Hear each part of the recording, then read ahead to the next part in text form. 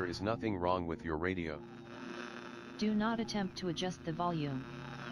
We are controlling the broadcast. For the next hour we will control all that you hear. You are about to experience the knowledge and insights of the Media Mothership. All right, welcome to Media Mothership, broadcasting out of Edge Radio Studios here in Nipaluna, Hobart, Tasmania. On this show, we explore how media can shape our understanding of the world around us. We're streaming on edgeradio.org.au, as well as on YouTube and Twitch. You can message us on the chat on Twitch and SMS us directly in the studio on 0488 11707.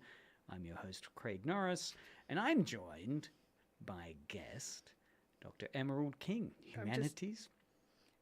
I'm just putting on Instagram. I'm uploading my Oh, socials. wow. There we go. I'm looking for a sudden influx of metrics hitting my channel. It's not going to happen. Sorry. So you are a humanities lecturer at the University of Tasmania and an award-winning cosplayer. What's the latest award? There's the latest one, right? Like from the last year? No. So the latest and possibly the biggest was winning World Cosplay Summit Australia at Smash in 2023. The cosplay and then summit in Australia. In Australia. At and Smash, that's the Sydney one. This is the Sydney manga anime show. It's the SH is for show, and I always forget that. Yeah. Because you get to the S and you go show, and then H. What's H? No, it's Sydney manga anime show. And then in August, my cosplay partner Amy and I did a lot of media. Did a lot of going to the World Cosplay Olympics style media because, of course, Paris was happening at the same time. And this was the Akira? This was the cosplay? Akira, yes. We went to Japan in the middle of Nagoya, in the middle of the 38 plus degree heat, 90% humidity plus. Our performance costumes, we were in t-shirts and jeans doing Akira. So I was Kaneda, I made a bike, the whole thing. And bike. Yeah, we did the Kaneda bike slide. See, I mean, we're jumping ahead a bit. I mean, there's so much about that, which is kind of the fascination I have with, performing as a character in a fictional text. So in this case, the classic Japanese anime from, was it 89? 89. Akira by Katsuhiro Otomo. Mm-hmm.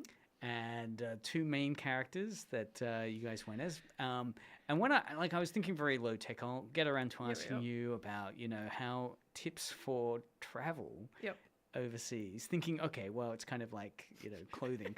But you've just mentioned the bike that they had. The bike. How did you, I've got to ask right now before I forget. Yep.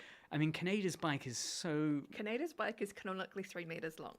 So that's... Ask me how I know it's canonically 3 meters long. Yeah, how do you know? Ask me how I know. Because it's... Yeah, is there any data on that? Yes, there's so much data. So much. There is a data book just on the bike. Like, you know how in, up until the 90s, you'd buy a car and then there'd be a manual for it? Like...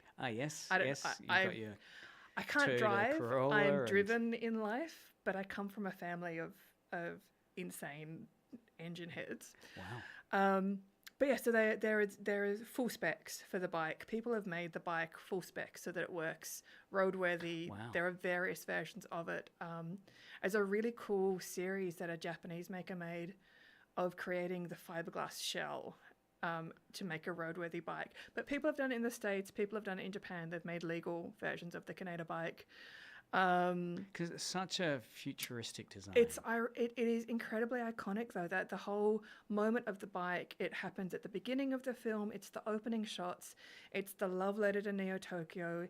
It's that really hypnotic use of gamelan and really earthy, psychedelic, futuristic music. You're taken through the streets of futuristic Tokyo, July 2019 in futuristic Tokyo. That's right. It was the idea of the future from 89. From the manga, so it's 83. Yeah, right. Yeah, because each version changes that date, Yep. right? The manga, because it was published I think it earlier. depends on the translation. Really? Yeah. Right. I think it depends on the translation. But yeah, so the bike is a vehicle for setting up the world, and then there's this moment where Kaneda does a screech with the bike, and it's actually to set up an even cooler moment where he takes out a member of the opposing gang who is No Beast Clown. No hyperbole there. The character is No Beast Clown on a motorcycle. This is classic kind of Classic, yep. cyberpunk. And this bike swerve, it is a meme. It's shown up in everything. There's a version by Akira. There's a version in Cyber. You can ride the bike. That you can download the bike in most versions of Cyberpunk. The video game. The video game. That was released with Keanu Reeves as their kind of celebrity cameo. And like, I don't want to mention Right. Ready Player One, but it's in Ready Player One. So it's a real touchstone, iconic. And it's something that people part of keep on this. coming back to. So yeah. So how do I know the bike is 3 meters? Because all the stats have been publicized. Yeah. And But you did one. I did. I've How done. did you- I've done how did three. one- Okay, so you're cosplaying as the character, Yep. and then you're in Nagoya, and then you Yep. drop the bombshell and the bike. Yep. So was the bike there? No, so we had we each had 2 pieces of luggage. So Amy Yep. had So you get your Qantas ticket, and you say, Yep. okay, I'll buy a Jal, Jal. sponsored by Jal and Smash. Thank you very much. Let's get those representatives out. Thank you for that. So you could get 2, and you're thinking it as a cosplayer. You're not Yep. thinking as I'm going on holiday No. and I need clothes or I need some stuff. You're thinking, okay, to get all my cosplay in, I'm gonna need Yep. this. So Yep. okay, so how did you logisticize this? The first thing that we did is we emailed Mr. Jal and asked for more luggage. Right. 'Cause I mean, people do this, right? They'll do surfing holidays, right? Yep. They need to get their Yeah, surfboard you need over to, there. and Jal was really great immediately. Did you say it was cosplay? Yeah, I mean, yeah. So did you- Jal sponsors it. Right. Because they were one of the sponsors. They're one of the sponsors. They give out the big novelty check. But it's one thing to be a sponsor, and it's another thing when you're on the phone talking with someone at the other end, thinking, "Do they know what cosplay is? Do they know what this object is I'm They're describing?" pretty invested. found it was- So last year at Smash, year before, no, it was last year, because foolishly we went to we won in 2023 at Smash. We went to 2024 and judged our successors, who are a great duo from Queensland, and one of them is part of the AMU's Idol group. But then 3 days, and so we finished Smash. I came back here to teach the first lecture of semester 2, Well, yeah, and then we back got to on a that. plane to go to Japan. Live life richly. Don't do that. Live it to the max. But yeah, so we managed to get extra luggage. Jal had this promotion where if you scanned a QR code at Smash, then you could get Wow. extra luggage. And that was targeting cosplayers. That was targeting, right? Or well, was it? targeting just people Right, who were I'm at gonna- Smash who like Japan. Yeah, because I Really need great an promo. extra suitcase to bring back all my merch from Japan. Yeah, kind of yeah, vibe. pretty much. That I mean, I think it's definitely aimed at the people who go to Japan with empty suitcases, Yeah. and then buy an extra suitcase because they Cargo. shop too much. I think Amy had all of her mundane clothes in her sister's luggage. She had a Wow. box because we did the characters of Canada and Tetsuo, and we just did the highlights reel, which is them. They have 2 confrontations. So we did the bike swerve for fan service. Then we combined these two I two still can't visualize confrontations. you've got the bike there. I'm getting there. And then we finished off with the final mutation. So Amy, Wow. So when Tetsuo mutates? yeah. That scene. Yep. So Amy had Wow. 3 different arms. So there was the metal arm, there was a small mutant arm, and then there was a giant mutant arm that we kidding. put in a box. So that had its own box. What material? I mean, was that like a inflatable material? Was it like a pool Inflatables are swing really pool interesting, noodle? but it was a whole heap of pool noodles under all different fabrics. So we wanted it to be really shiny for the stage, and there are rules about gore and about making a mess of the stage for other people who come on. And so we had lots of sequins and lycra, and lots of skin toned things. Then we went up to the Hobart Tip Shop and got lots of... Hobart Tip Shop, cool. Hobart Tip Shop, you know it's coming. If I'm talking about cosplay, I'm talking about the Hobart Tip Shop. Lots of wires, and we used washing machine hoses. And then Amy learnt electronics and circuiting, and she actually programmed in little movable servos. So the skin actually crawled and moved and is absolutely disgusting. There's an amazing textile artist who I have on Instagram, so I should be able to find her name. But she does these beautiful, incredible kinetic dresses. Her name is Lisa Jiang, and she does these incredible like silk dresses, and then they all move and kind of mutate over the body. Right. So we were really inspired by that because it is Uncanny Valley. These beautiful garments, and they just kind of quiver and move by themselves, and yeah, stunning, but also really, really gross. So that was the arm. Yes. Gosh. Okay. So that was Amy's luggage. My luggage, I had all of our event costumes. I had my Canada bike suit. And then I had a suitcase that was just the rest of the stage props. So we had an Olympic throne because not only was the Paris Olympics happening at the same time, but Akira is set before the 2020 Tokyo Olympics. Right, yeah. That's a real ground zero. And that's the main reason. So this is the second time that we've done this skit. We did an earlier version in 2019 and came second. And 2019 was it was just when Tokyo had been announced. So we knew that it was coming. Perfect. So yeah, we predicted the COVID pandemic with our Akira skit in mid-2019. See, that's an omen. You should have. We should never have done it. Been realizing the forces you were tampering with. We caused COVID. What is the line from Jurassic Park? You were so keen to see if you could, you never asked if you should. If we should, yeah. Wow. So yeah, I mean, again, it's remarkable to see it in person, but then the whole logistics in the background going up to it. There's a meme I was reading on a Reddit post, which was it was this photo of just before you go through security at an airport, and it must have been on some cosplay subreddit, and it was a photo of one of the bins. And there were 4 fantastic looking samurai swords, like in their scabbards, that had just been put in the bin. And the comment was something like, the point of last regret, or something where you, obviously in this case as a cosplayer, you've packed cosplay equipment, including a sword. That's for your cosplay, and then of course you've hit a security checkpoint. That used to be traveling between here and mainland cons for me. There must be horror stories of having to get rid of a cosplay object. There's about 10 years of me going backwards and forwards. What have you lost? I've lost a Super Sailor Mars fire bow. So this is like a bow, an archery bow. It was made out of cardboard, an archery bow that looked like it was in flames. I only had carry-on. What was the discussion there? Like you had it in your check-in luggage? No, I only had carry-on. So on the way up, I had my costume with a bag, and then I had the bow in pieces wrapped up in birthday paper, and it was fine going up. So this was from Hobart. This is from Hobart to Melbourne. I flew up on a 6 a.m. flight to go to Melbourne Mini Animania in 2009. We did a skit based on Doctor Who. Oh wow! We won Best Skit.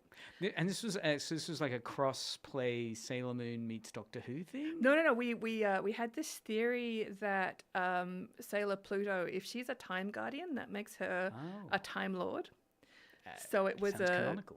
Yeah, we took the Time Lord mythos and we turned it into a Sailor Moon. That's fantastic. Lore. Won a prize. But yeah, coming back, I had this bow, and was it still in the birthday? No. By that stage, the wrapping had gone, and I was walking through, holding it, and somebody's like, "Well, you've got to check it because there's wire in it." And I'm like, There was wire, right? Well, That's it was wire like supporting the structure, Oh, but dear. everything was sealed. There's no way that it could come out. This is back in the day when if you were going into Melbourne, you had like the real bottleneck of scanning before you got to the lounges.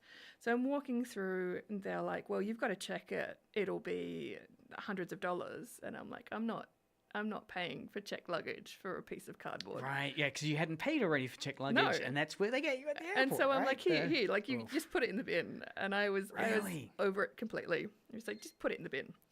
Right. Yeah.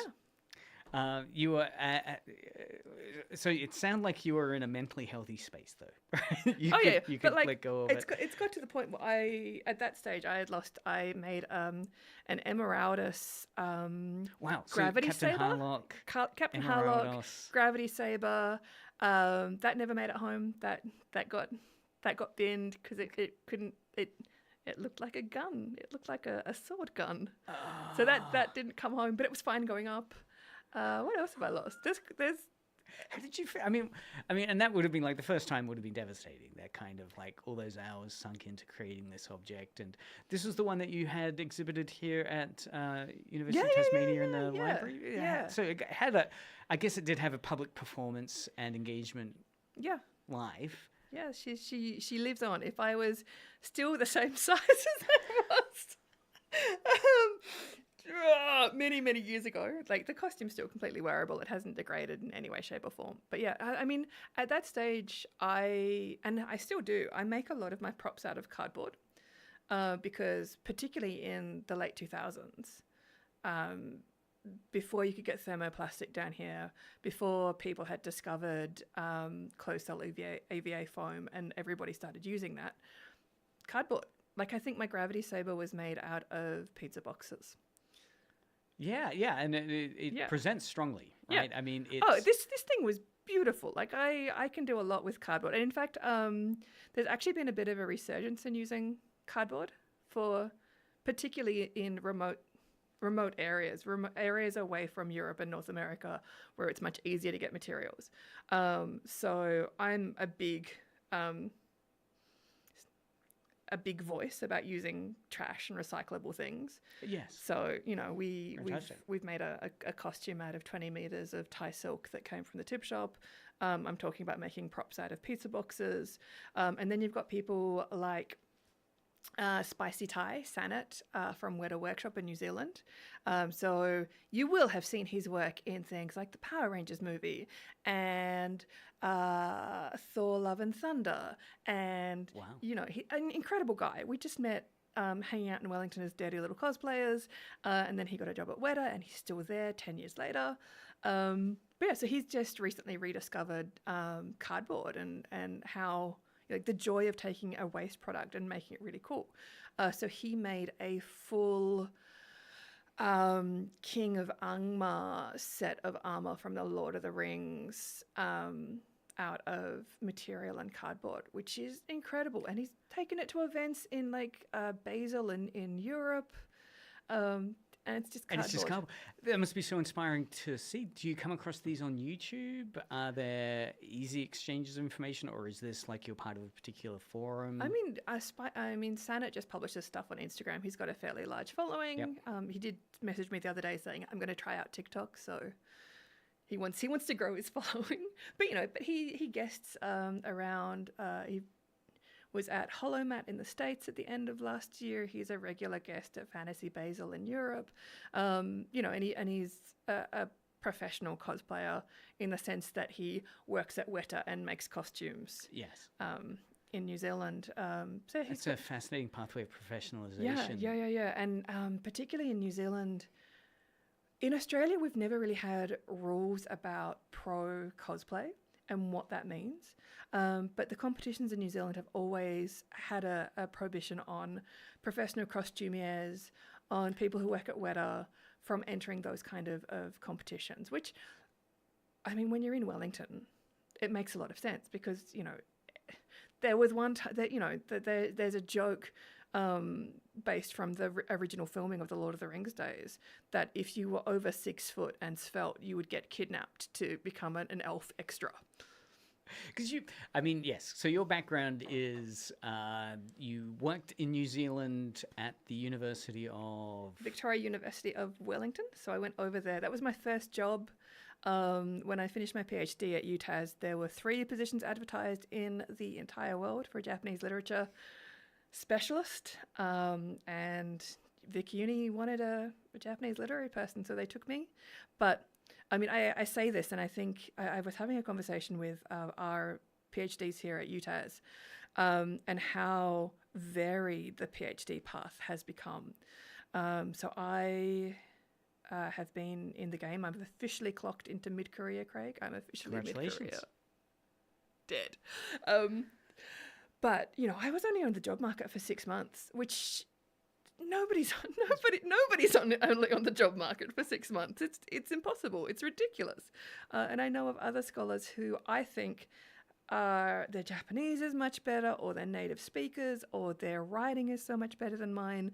And, you know, they've been on the market for years, but I just happened to have a very niche specialty of Japanese literature. And there was a job, and I got it. And I was in Wellington for 5 years. I came back here as a visiting scholar for a bit. Got invited to events and conferences in Hong Kong, at the Comics Museum there. But yeah, I was mostly just in Wellington at the time when they were finishing pickups for The Hobbit, which was really cool. Yes, so that's because it's New Zealand is a space that we have ideas of its media fantasy making environment, but you were there for a while, so it provides a certain insight into what that cultural difference is between Australia and New Zealand. Because in particular, I'd love to dig into this kind of what the experience of cosplay is from your perspective in Australia and New Zealand. Given that, I guess the one of the reasons to bring you in is that you're about to head off to the Wellington Cosplay Photo Festival in New Zealand. And as you're saying, there are differences between the Australian and New Zealand space. I mean, I think one thing that, particularly in Anglophone cosplay studies, and I would like to call myself an expert in Anglophone cosplay studies, both as somebody who does it and somebody who critiques it, is that a lot of the time it's a very much a US English voice, and there's an assumption that all cosplay is the same, but it's not. There are very much regional differences. I was really surprised by how much of a difference there is between cosplay in Australia and cosplay in New Zealand, even though we have a history of international competitions. So Armageddon, before the Christchurch earthquake, they used to host events in Australia as well as in New Zealand. Now they only host events in New Zealand. Armageddon is arguably the biggest event in New Zealand. It started off as a trading card event, and now it's a popular culture event for all things. Yeah. Look, and there must be a lot of envy from the Australian side towards the cultural trajectory New Zealand's on in terms of, you know, I mean, I guess in the popular imagination, Peter Jackson and Lord of the Rings, since that cultural zeitgeist moment. Yes and no, because you've got to think of all of the Marvel films that are filmed in Australia. Look, they are, but they don't seem to have the same. Well, yeah, they don't have the flavour that Lord of the Rings and Xena. I mean, Mad Max is and Crocodile Dundee. If we're thinking of Australian soft power that has a tangent to this, I would argue that even now Priscilla has more. Although, totally, I'd put Priscilla in there as well. Yeah, you're exactly right. But again, the Marvel stuff, and same with the Matrix stuff that was filmed here. It doesn't have the flavour. It's the equivalent of using Toronto to dupe. New York. So it's one of the things about New Zealand Lord of the Rings that works. And they capitalized on it, and they still capitalize on it. Far too many years later. Yeah. For God, it's good. 21 years. Yeah. It does mean, though, for cosplay and the sense of a professional community, as you're saying, it comes up in interesting ways. Whereas in Australia, you're saying that it's not like an Olympic space where you can't be a professional to be at the Olympics, right? That's what Yeah, I think, yeah, right? yeah. Yeah, So in New Zealand, that distinction is... that distinction's always been made. So Why is that? It's that it is that difference. I think it is the presence of industry. I mean, as we're saying though, there's a film industry here, but it doesn't have that conversation with. It's only really in Brisbane. It's not as widespread. It's not because that's where the Marvel stuff is. But I think Bris Vegas, Brisneyland. I was expecting it to be much similar, and admittedly, this is a perspective that is now a decade out of date. But when I first went to New Zealand, I was struck by, in Australia, we've always had a real performance culture and a real skit culture. That's not the same now because competitions have changed, and the only real performance competition that either country has is the World Cosplay Summit. There has been attempts to bring it back. So at the beginning of last year, we had the first round of the ECG in Australia. ECG, all right. World Cosplay Competition is the big global one, centered in Japan. You got people 40 from America, nations. France. Yep. And then ECG used to be the ECG stands for. It used to be the extreme it used to be the European Cosplay Gathering. European Cosplay Gathering. And then there were a bunch of us who annoyed. Sounds like the organizer in France. Eurovision. Yeah, we were like, hey, Australia's in Eurovision. Can we be in ECG? Can we? And they did it for 1 year. So I got to help revise the rules for the Australian round, and I got to judge the first Australian ECG round. And then our Team Australia went over and they came third. Wow, that's big. Which was huge. They did so well. And speaking of taking props overseas and traveling light, they made their set from their giant novelty props. So they got their giant novelty checks, and then they cut them up and made their set out of their giant novelty checks. Because they're light. They're made out of. What set was this that they made? Like the. So they did a Genshin Impact fight scene set in a forest, and so they had an illustrated background with snow and fire and creepy trees, and then in the foreground they had some creepy trees. Because I guess something for listeners to understand about these cosplay photo festivals. Well, this is not a photo festival. This is an actual skit competition. Is that it's more than dressing up. Yep. It's much more than... A skit competition is 2.5 minutes to 3 minutes. In Europe and Anglophone countries, in China and Taiwan and Hong Kong, it's a little bit different, and there's been some really interesting work on that. But for countries who have been influenced by things like the World Cosplay Summit, a skit competition is 2.5 to 3 minutes with props, and there are varying rules for the props. So World Cosplay Summit states that you can have 3 large set pieces weighing no more than 10 kilos, 2 meters and 10 centimeters by 2 meters and 10 centimeters by a meter. And those restrictions are good, those right? restrictions they really stop.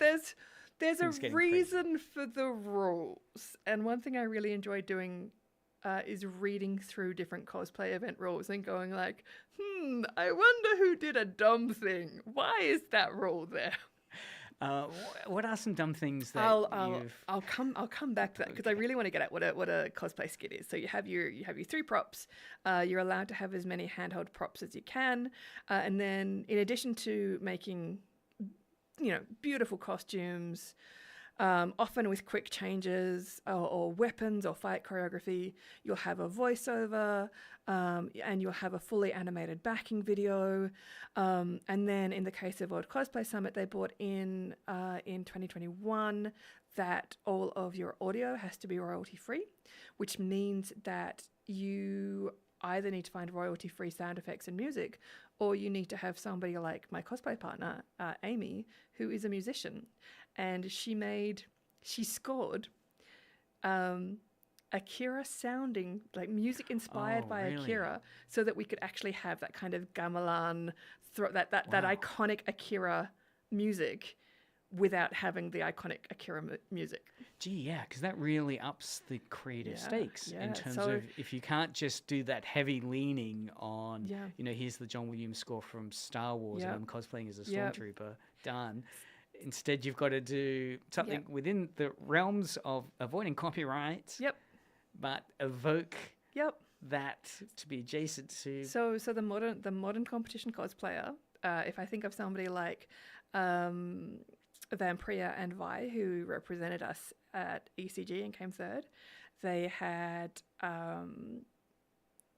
machine embroidery that they digitized, programmed, and then spent hundreds of hours and thousands of meters of thread like using their programming their machines to embroider.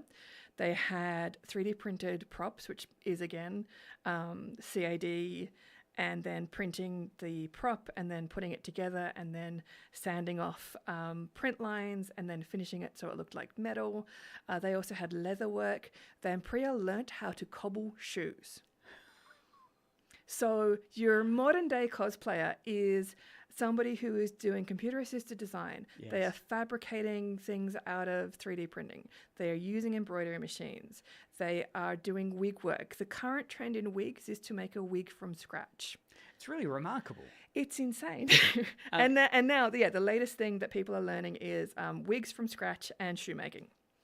And this is because you can't really get store-bought for what you want. It started off with you can't really get store-bought, and then your technical competitions usually have a baseline of 80% made by the wearer. Right, it's also within the rules. It's also within the rules, and then that goes up to something like 90% made by the wearer, and something like C2E2, which is the Crown Central Crown Cosplay Championships, and it takes place at Chicago. I think that's all the C's and the E's. But anyway,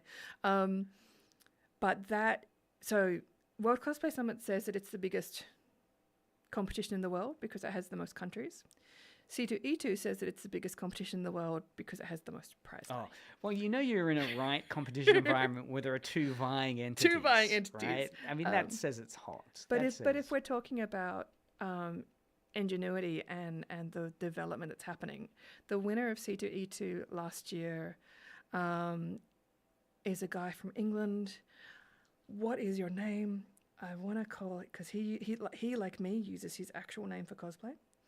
Right, that's a decision. Which is a decision that we make. I followed him recently, so I should be able to find him. Because many people would start this journey as a fan and with maybe a forum identity that's a avatar and a pseudonym. And definitely in the 90s when we were going online, there was no way known you were using your actual name online. Well, it's always a space that's already got nearly both feet in the fictional.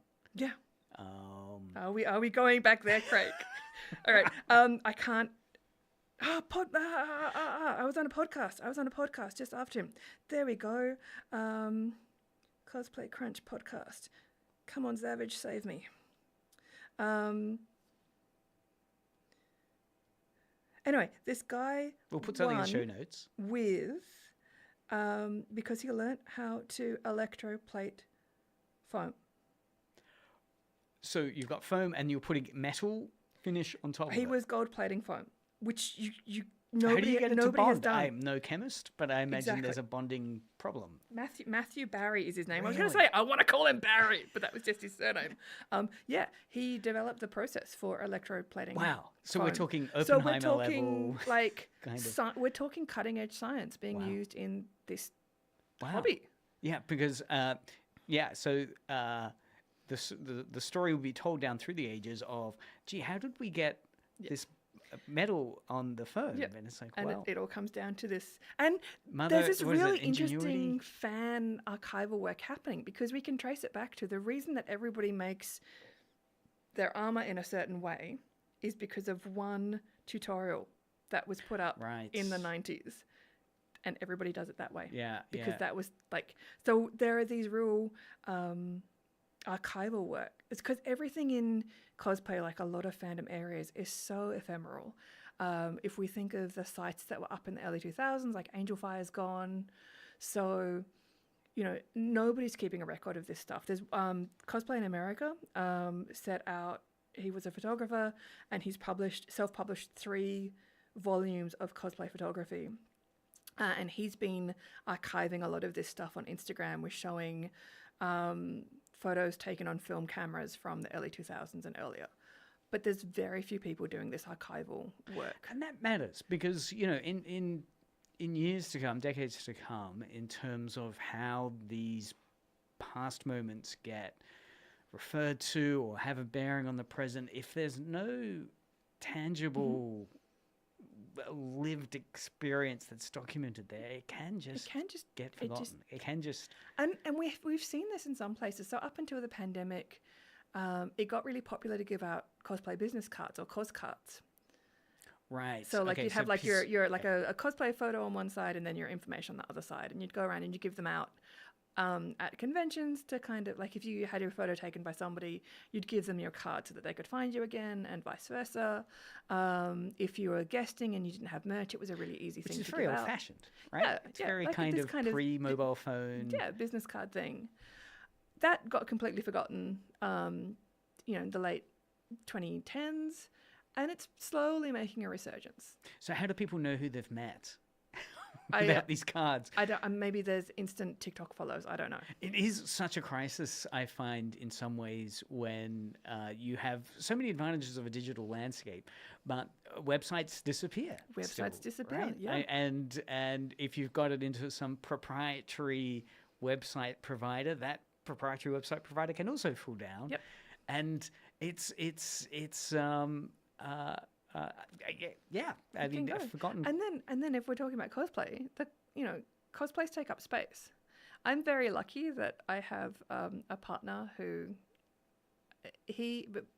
before I came back home from New Zealand, he and my dad dug out a hole underneath our house. So I literally have a hobbit hole, like a bomb shelter vibe.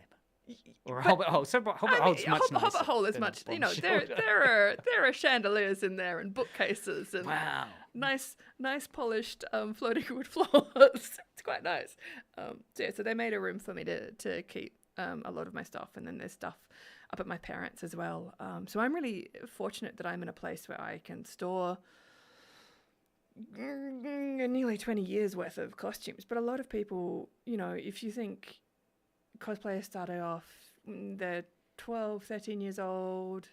If they move out of home, they're not going to be able to take that stuff with them. Their first costumes are probably going to be either bought from Taobao or very poorly made, so they're not going to withstand anything. And then, if you're living in Melbourne at the moment and you're needing to move house every single year because you're renting, and cosplay is the first thing to go. Yeah, it's interesting. There's a certain practicality that can confront the, again, the wonderful creative engagement in bringing the fictional into the real. Yet sometimes that real can also be there's real consideration. So we're talking about imagined worlds and fantasy identities, and one thing that I rage against in cosplay studies is the assumption that all cosplayers are doing this to escape reality, because reality is so very present in everything that a cosplayer does. Yeah, look, I mean, I'm always reminded about there was one many years back, a forestry campaign here in Tasmania that I was told about, where they were using the ghost figures from Mononoke Hime, Yep. Anyway, these real politicization of fictional characters. So yeah, politics and costume. Everything is political. Yeah. Every single thing is political. If we're talking about cosplay photo festivals, so we have the first one starting off in around 2018, 2019. There's 2 events in Europe. We have Pixelmania in Poland and Il Volta in Italy, I believe. And then we have a bunch of Australians who go along to that, and a bunch of New Zealanders In Italy. in Italy. So they went to the Poland event. In Poland. Yeah, so Pixelmania starts off in Poland and Italy, with Pixelmania in Poland and Il Volta in Italy. Il Volta is great because it's like these 4 like tiny medieval towns that come together, and they're just like, you pay us 20 euros, you get board, you get these castles to run around in, go take photos. Yes. It's incredible. right. But yeah, we had a bunch of Australians that got up to that Wow. event. We get a bunch of New Zealanders to go up to that Yeah. event, including, importantly, Little Noise Photography.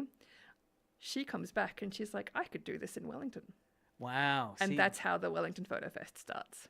Okay, so yes, okay, so bringing it back to the Wellington Photo Fest, it's very significant if we're talking about archiving. I mean, as someone from the outside, it seems like these photo festivals are also documenting moments in time. Yep.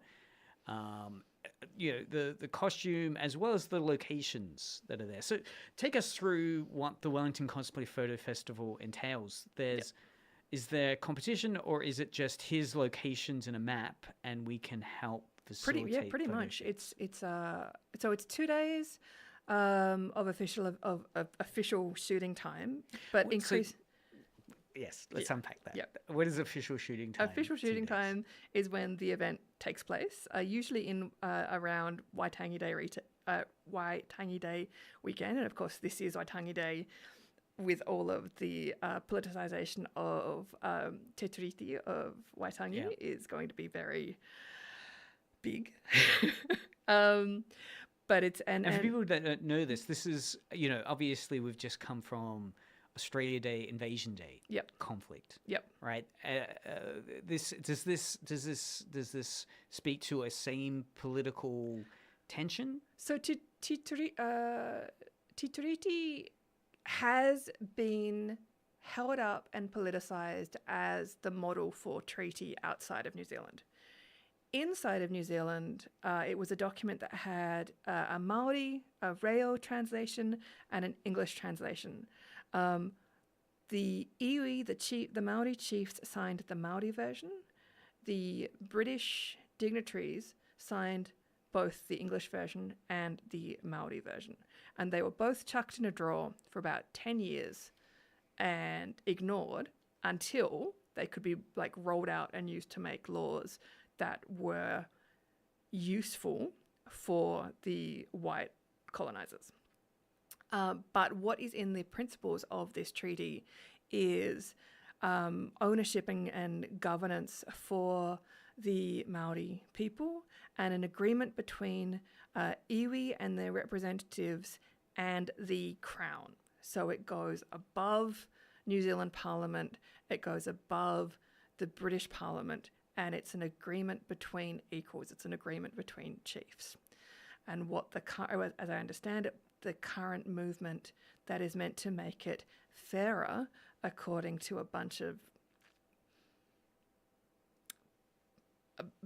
white Pakeha suit bros,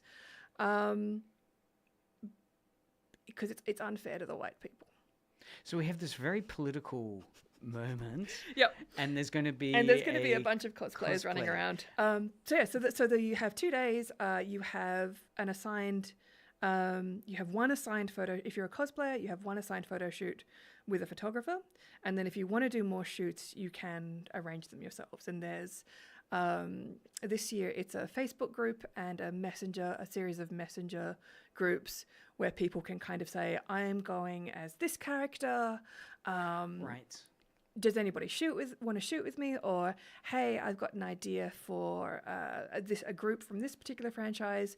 Who else has these costumes? So what's really cool is it then becomes a record of what is trending and what is iconic to the space.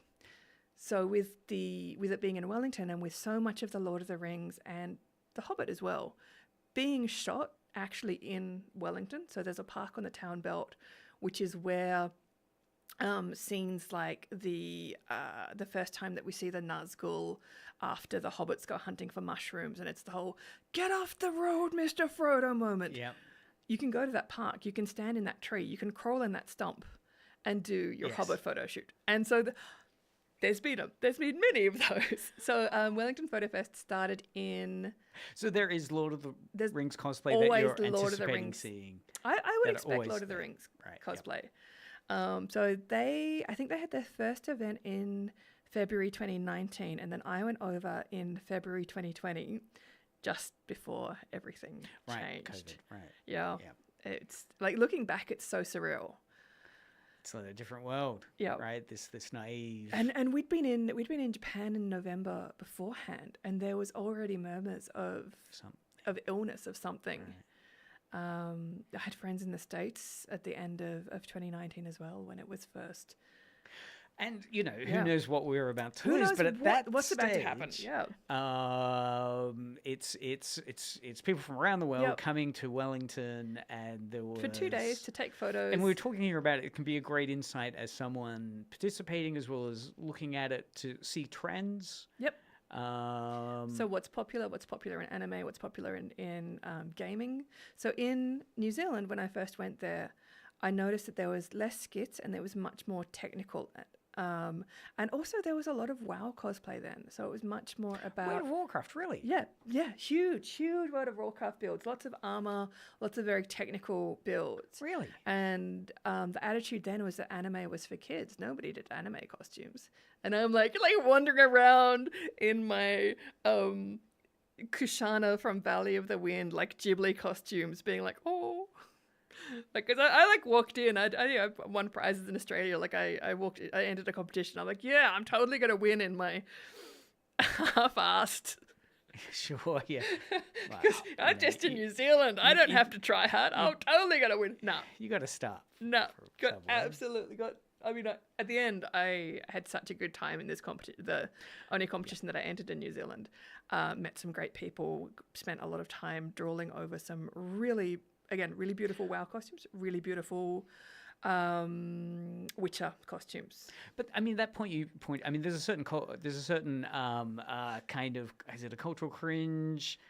I mean, well, a kind of one-upmanship from Australia to New Zealand, where New Zealand is seen as the second cousin, the kind of, I did not realize how much I had internalized that until I lined up for that competition, and I'm like, And what's fascinating here is that all the stories seem to suggest that actually New Zealand is a center in this. I mean, in terms of, if you're a professional film set person, you're not going to get into this competition. I mean, there's a level of professionalism to do with costuming that, and I think in the arts as well. There's a really big drag movement in New Zealand at the moment. Really big drag king movement in New Zealand at the moment, which we don't have. Drag king. What is drag? What is a drag king? It's so. If we're talking about drag, drag queens, everybody I'm sure is familiar with things like your RuPaul's Drag Race, which for the longest time did not have kings or trans contestants. But they, I think Drag Race UK had a king in it. So a king is somebody who is AFAB, who cross-dresses. And sometimes they are trans, sometimes they're non-binary, sometimes in the same way that with AMAB drag queens, we have the full gamut of people for whom it's their identity, people for whom it's an interest, people for whom it's linked to their sexuality, people for whom it's their gender identity. The same thing with kinging. And I mean, I mean, again, getting to the point that it's not just escapism. It is wrapped up with identity profoundly as you're engaging in these cosplay spaces. I've just looked at the time. No. We're nearly at 5 o'clock. I would believe that. We should not be left alone. So we have 4 minutes to wrap it up. 6 segments of my questions. We've just done part 1 of segment 1. There we go. Okay, so I did want to get around to future things, right? Future things. You blew my mind before we went on air talking about Icon. Right. So Icon. So in the same way that Little Noise Photography went to Pixelmania and brought photo festivals to New Zealand, yes, I went to Wellington Cosplay Festival in 2020. Wellington is very much like Hobart. So we have arts, we have mountains, we have lots of water, we have good food, we have good air.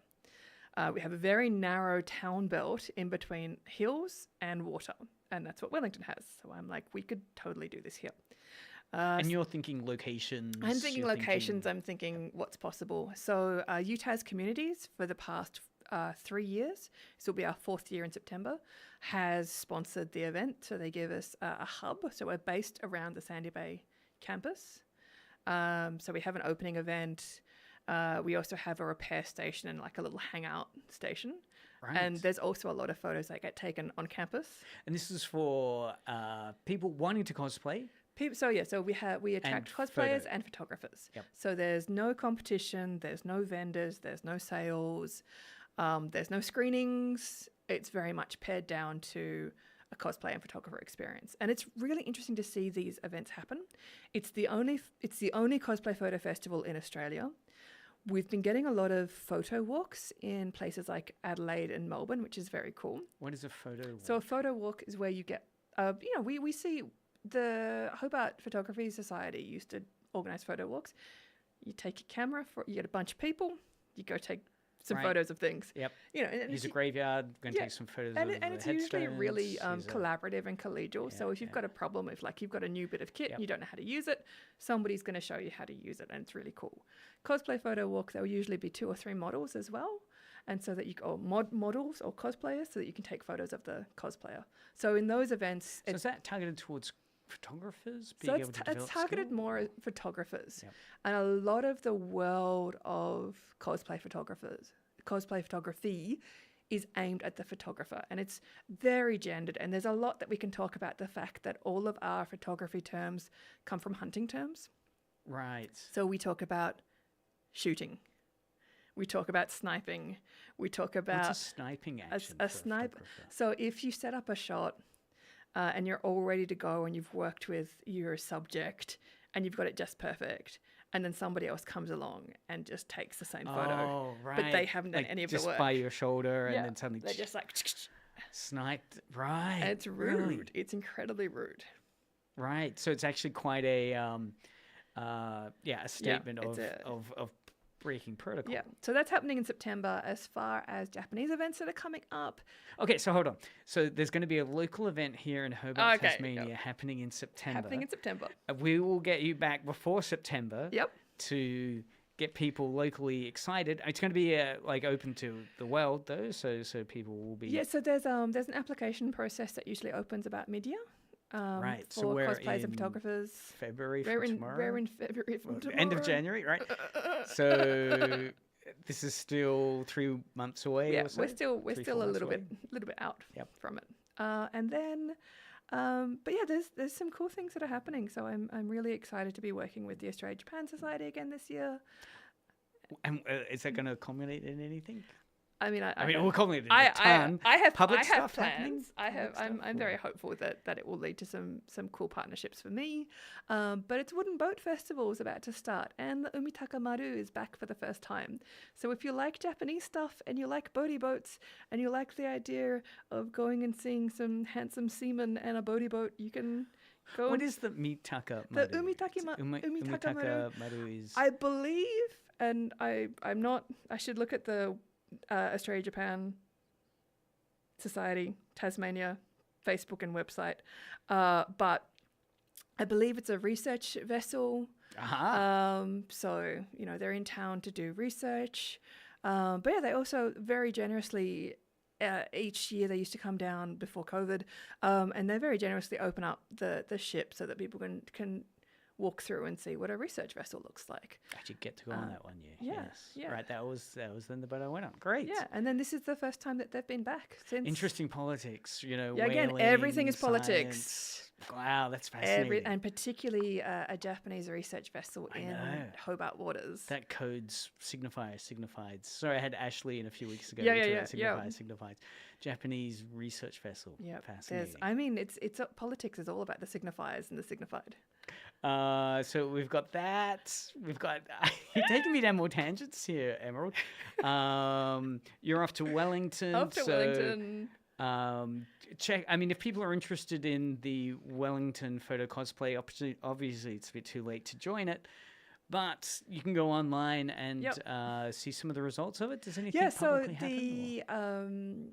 each year, Welly Photo Fest, Wellington Cosplay Photo Festival, they publish a gallery, and then all the photographers and the cosplayers will publish the photos across their social media.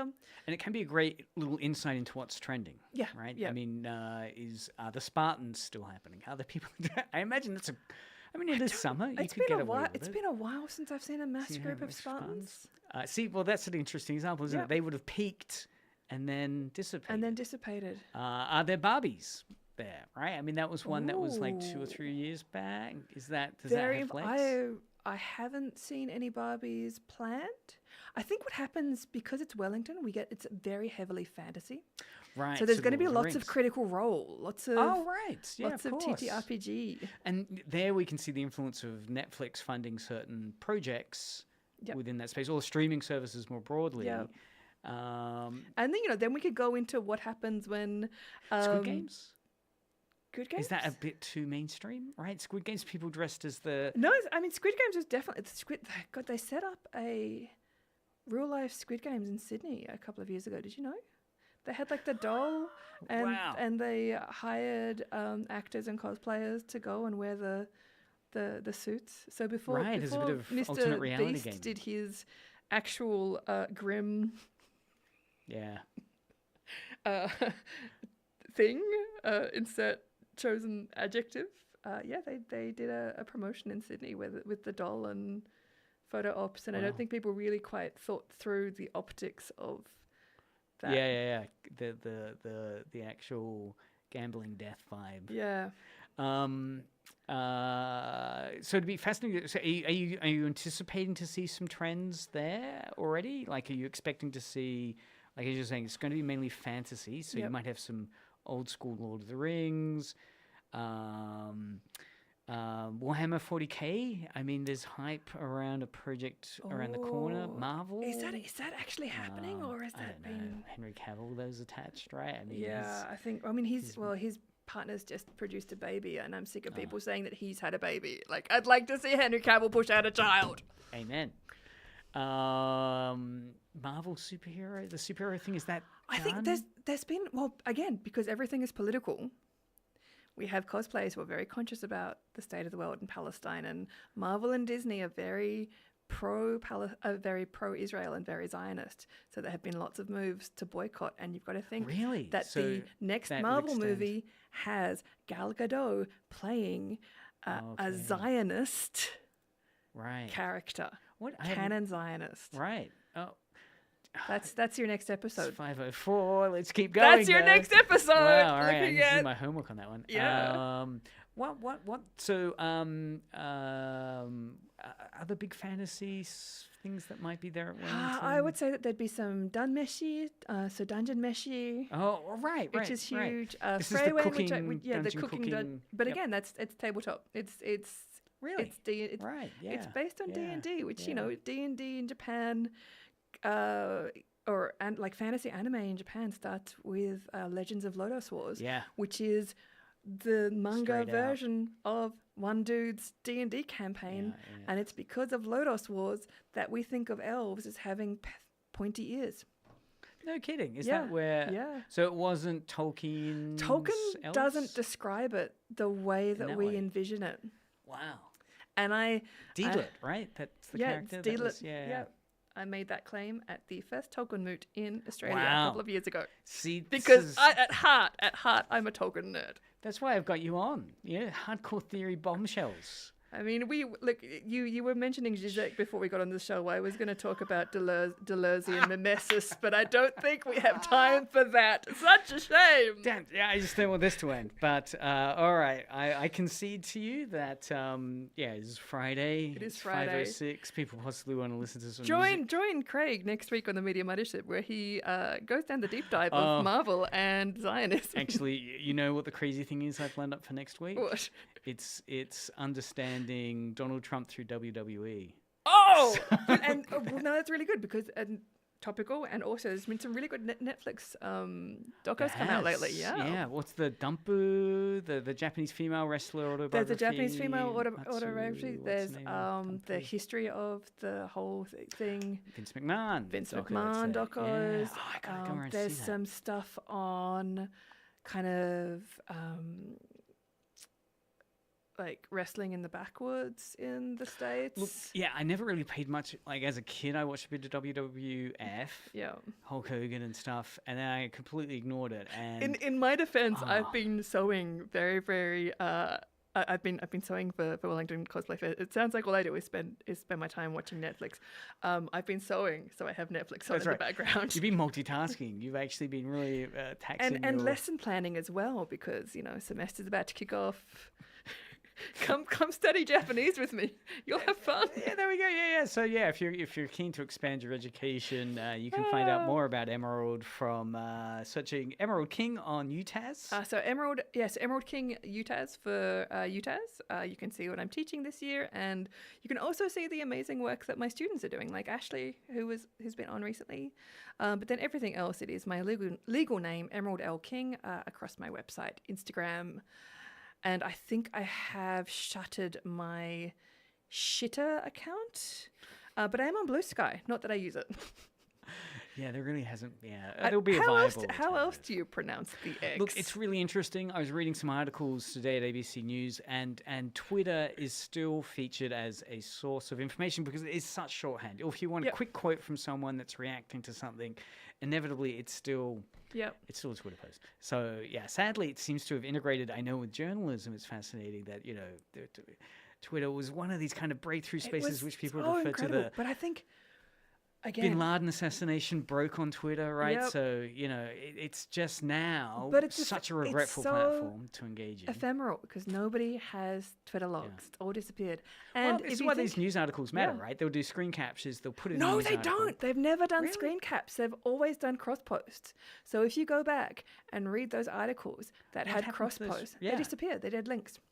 Right, if they've So it'll linked it reference- through a HTML Yep. code So or if something. they reference a tweet and that tweet's gone, that information is That's lost interesting. That's why I because always people screen didn't capture. screen cap. Right.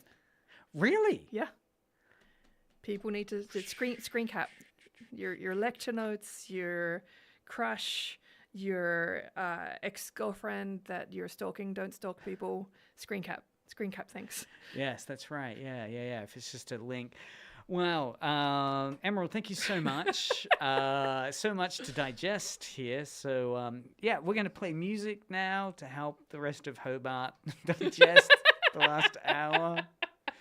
Keep listening. And, if you want to get some show notes, I'll put some links up on the internet so you can check out my podcast or YouTube. I'll have links to some of the stuff Emerald's mentioned.